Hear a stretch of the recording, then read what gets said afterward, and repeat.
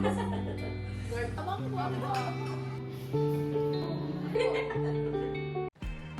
guys, I'm editing the video here and we don't have an intro, so but I just pop in here to say that this video was filmed like 6 months ago. I'm only editing it now. It's just me, my mom, my grandma making some dumplings, and my mom wanted me to film it so my mom could have a like video recipe of it anytime she wanted to make it that she could just watch.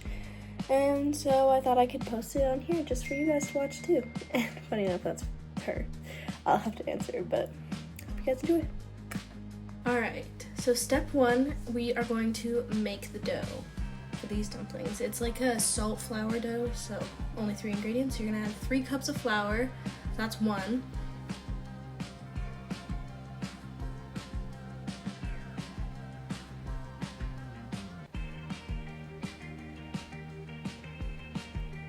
And then second one, and then just grabbing, it's just all-purpose flour. It's not like any special flour, it's just all-purpose flour. And there's the 3rd cup. Next, you're gonna add a cup of water into the bowl of flour.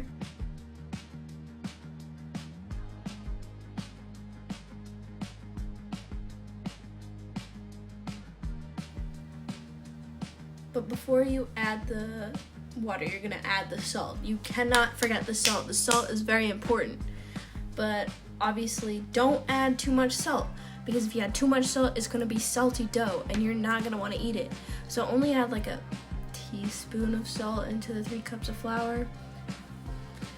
And you're just gonna pour in the water, the cup of water, just while slowly mixing too, kind of creating a well like you're making pasta dough. Because this is basically pasta dough. You're gonna be boiling it in water, except this has pork filling and not like cheese or beef for the ravioli or like tortellinis, etc. You know what I mean. You get it. You get it. You get it.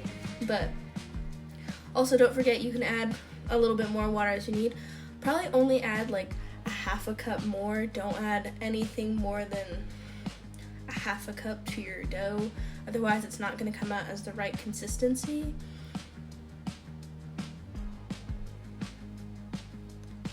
And then once your dough looks like this, you're going to knead it with your hands just so that it can come together better. You're not going to need like whatever utensil you're using, like a fork or chopsticks in our case. I also wouldn't use the KitchenAid because it can't create that well in the middle of your dough. So you can slowly get flour and salt as you mix in the water. So I'd suggest using just like a bowl and like a spoon or some chopsticks like we use in this video. A KitchenAid might mix it too quickly and not mix it nicely until it's soft. And after it's basically all out of the bowl, you're going to transfer it to a baking sheet. That was a beautiful plop, if you ask me. And you're gonna keep kneading it until it's smooth, and obviously make sure you have enough room in your cooking space so you don't have to move stuff around and shuffle. And I had to get into the action because, you know, you gotta have some fun. You can't just be filming all the time. You gotta mix it, you gotta be a part of the action. So I'm just mixing in some of the dough here, trying to get all that flour off the pan. Yeah, the flour is only just to make sure the pan doesn't stick to the dough, but that's not really working because I took all the flour, but you know. And then there's my grandma, she's just doing it better, and this is how smooth it's supposed to be. It's this smooth. And then you're going to transfer it into the bowl, and you're going to leave it to sit for about 2 hours. Now, step 2 is to make the filling. Time to make the filling, the best part of these dumplings. So first you're going to measure 1 to 1.5 pounds of cabbage, Napa cabbage. This is my grandma just explaining how to cut it, but you're going to finely chop the cabbage so that it's not too big of pieces in your dumplings and it takes over everything and all you have is cabbage, because that'd be really sad. So she's just explaining how to do it properly, because this is me and my mom's first time actually doing it all the way through fully from scratch.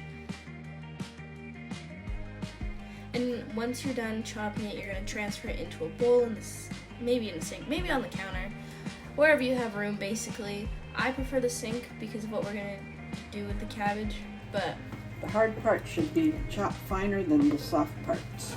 But yeah, the hard part should be chopped finer than the soft part. And then you're going to repeat with the rest of the cabbage. It's not like a big deal or anything. You're just going to finish up with all the cabbage so that you have it all chopped up nicely. Yeah. Oh, and we had to switch to a cleaver because the other knife was not chopping it how we wanted it to. So yeah, that's the reason you'll see the knife change.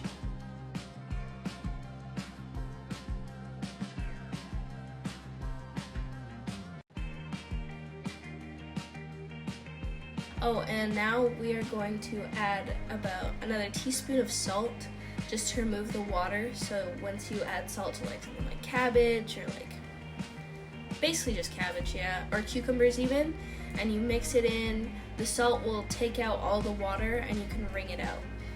And now you're gonna cut 5 dried shiitake mushrooms. They were rehydrated overnight with just some water, and you're gonna cut about 4 to 5 of them depending on their size, just, you know, because they're yummy. They're delicious in these wontons. Like, they're so good. Okay. And you're just gonna like cube them. These are the mushrooms, like the packaging that they come in case you want to find them when you make this recipe if you want to. Back to the other knife because the cleaver would be really dangerous with these mushrooms because these mushrooms are actually quite small in comparison to the cabbage. But I mean, most mushrooms are like that. It's like rare to see a big mushroom. And so I was fixing the light there because the light was being a little bit crazy there. Oh, I had to get in on the action there. Cutting up the last one. This is what your mushroom should look like. So now in a separate bowl, we have 1 pound of ground pork.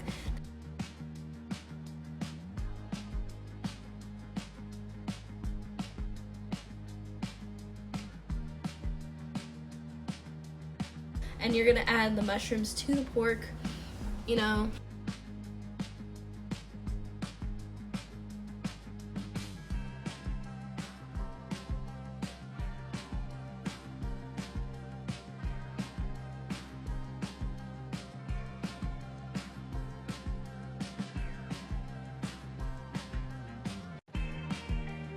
You're gonna add 1 to 2 teaspoons of chicken broth.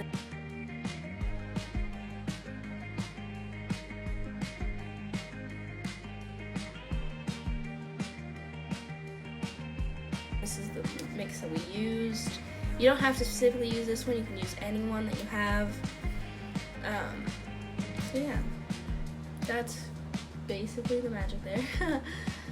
Now we're adding this soy sauce. It's a light soy sauce. You don't want to just go for like a regular soy sauce or like a dark soy sauce. You want to go with a light soy sauce. And you're going to add 1 to 2 teaspoons of this. I do feel like I have to clarify with the chicken broth. Don't add actual liquid chicken broth. You want the chicken broth mix. Okay, and then now that the cabbage has been sitting there for a second, you're going to wring it out into the, which is why I like it in the sink. You're going to wring it out into the sink, and you're going to add it into your mixture. Nothing too crazy about that. It does feel a little bit wet and slimy, which is a weird way to describe cabbage. Doesn't sound delicious at all, but it is. So if you're really bad with textures or something, definitely don't do that with your hands. And now we're gonna add some sesame oil into this, 1 teaspoon only. I wouldn't add any more of that, otherwise you'll see when you boil it and you bite into your dumplings, you'll have just a pocket of oil in there, which is not nice. So I wouldn't recommend just doing that. And now we're gonna add some cornstarch. This is the particular cornstarch we're using. You don't have to use this kind, you can use any kind that you have. Or find the cheapest one at your store. Any cornstarch will work. It's not really specific, like the soy sauce or anything. And you're gonna add like 1 teaspoon of it because you don't want to overpower anything and make it look all chalky. And then step 3 is to make the dumplings. We gotta make them dumplings. Okay, so this is just my grandma explaining how to make the dumplings. That's the pre-made dough that we have. You're gonna make them, well, I wouldn't say golf ball sized pieces. They kind of look like golf balls, but they're like slightly smaller. You should be able to hold like 5 of them in your hand at a time without squishing them too bad. You also don't want to squish them together like that because they will stick together and you will have to cut them again. Yeah, that was just clarification on the writing there. In case you don't want to listen to this, you just want to watch the video and you don't have to have the sound on because you want to watch something else. This is how you flatten and roll out the dough to fill in the shape. My grandma's just giving you a beautiful demonstration on how. So basically you're just gonna flatten it with your hand and then you're gonna roll it out with your rolling pin. Try and make it as best of a circle as you can. If it's not turning out like a circle, you're basically just gonna fold it on itself or like roll different directions. Basically fake a perfect circle till you get a basically perfect circle for your dumplings. That's the best way I can explain how to get these dumplings the way you want them to. You can see she's fixing it there. Making sure she gets the right thickness. It should be about 2 inches across and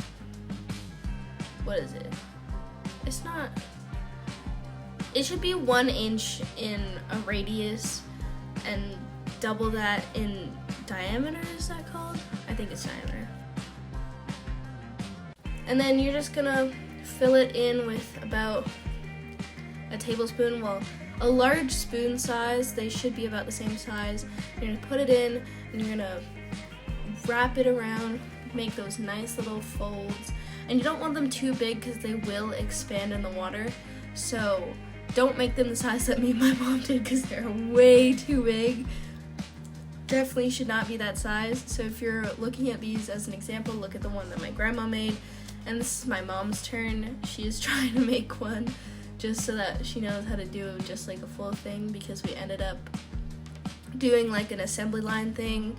So whoever was better at one thing than the other, they would do one job and then they'd hand it off to the other person and they'd finish it. You know what I mean? So she's just giving it a try. She's not really good at the rolling out part. She's like stretching it instead because she's getting frustrated with it, or maybe just a little bit. But yeah, definitely don't make them as big as ours. That is your really big warning. Don't do that. Here she is just filling up the dumplings, just making it all beautiful and nice. Gorgeous. If you ask me, it's so good. So good.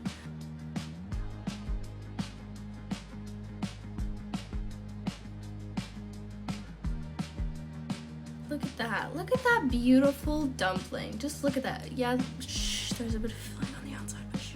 Oh, and then here's my turn. Here I am.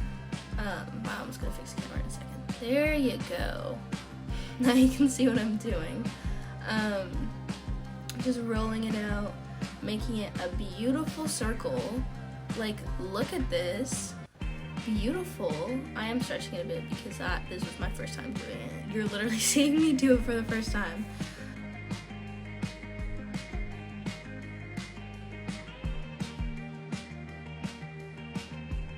First one I've ever done, so it's kind of exciting. Here's me rolling it out. Oh yeah, rolling. Sorry, don't want to get copyrighted now, do we? Absolutely not. So I'm just gonna add the filling, just like that. Look at me go. She's a rock star, and you literally can't see what I'm doing, which is really sad if you ask me, because I put so much effort and work into this dumpling, and you can't even see it. So sad. So I cut the rest of my turn because you can really see it. And then this is the assembly line thing. You can see me just rolling them out, and my mom's filling them and putting them there. The ones that she's doing right now are actually good size. Definitely do those size ones. But they do get bigger as we go, and you don't want to make them that big because they're meant to be able to just fit in your mouth. But the size that we made them, they're basically like 2-bite brownies, so you have to, they're way too big. Don't make them that size, unless you want them to be like 2-bite brownies, I guess. But my grandma was appalled when she saw how big our dumplings were. It was really funny. So yeah, we're just working through it, doing our beautiful thing, because we are just plowing through all this dough. Like, we have the plate there so it doesn't dry out. It's a good idea to have covers for your mix and your dough so it doesn't dry out while you're doing the other ones, unless you're constantly touching it. And then this is me trying to show you a close-up on how my mom's doing the folding of the dumplings. And you can you get to watch her finish her dumpling. Look how beautiful it is. And then you get to follow her hands to the other dumplings. That's all the ones we have done so far. I think we had another tray that was done. This was the setup that we had. And my beautiful iced tea. My grandma's dining room. And then step 4 is to cook the dumplings. Step 4, cook the dumplings. You're gonna set your water to a simmer, and you're gonna add a few of them. It should take a few minutes. It shouldn't take very long for them to cook. You can also make these and then just freeze them. So just make a really big batch, which is what we did, and then freeze some so you don't have to make them every time you want them. You can just take them out of the freezer, which is really yummy. And they freeze really well. It's not like they have disgusting freezer burner or anything on them. They do taste really good when you take them out of the freezer, especially if you put them in Ziploc bag. And once it's boiling with all the dumplings in there, you're gonna add half a cup of water. It just helps with the way they cook, to be honest. There's nothing really special. And you're gonna cover them, wait for them to boil.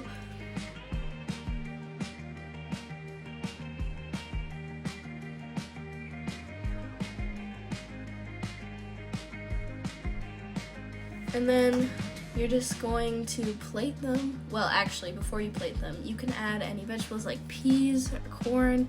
We like frozen peas in them because they cook better, and we like freezing stuff so you don't have to keep it fresh. It's just a lot easier to take care of in your fridge. So now you are going to plate them. And once you plate them, I suggest adding some broth because it keeps it a little bit warm. And it's nice to add some like vinegar or soy sauce into them. It tastes so good with the dumplings. It's like a good dipping sauce, which is really weird because you don't really use broth as dipping sauce, but that's how I like to eat them. And they're really good. It's just really delicious and yummy, and it's a good way of getting in some vegetables if you don't like them. Because I've fed these to people that don't personally like mushrooms or like cabbage and stuff, and they love these. Like, you cannot taste the vegetables, which is crazy. They're so good. And you also don't have to eat them with the broth. You can just drain all the broth and you can eat it. You can just eat it like dry wontons. And you can even fry these. Like, you just have to make sure they're nice and dry. I really hope you guys enjoyed the video. It was really fun to make. I got to spend time with my family, and it was just a great experience. And I hope you guys like and subscribe. Let me know what other videos you want to see from me, and I'll see you later. Bye.